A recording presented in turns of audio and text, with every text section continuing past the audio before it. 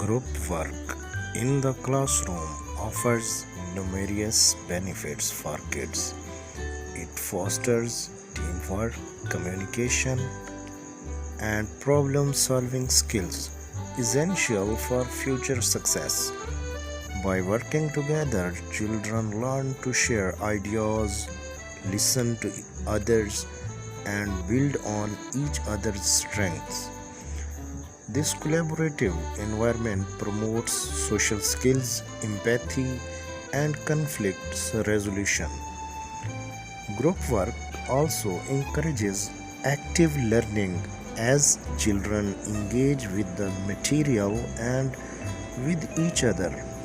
Moreover, it helps to develop leadership skills as children take turns leading and contributing to the group.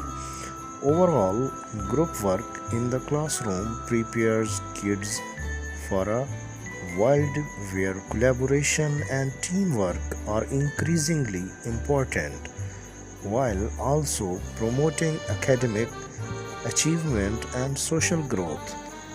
By working together, kids learn valuable skills that benefit them throughout their lives.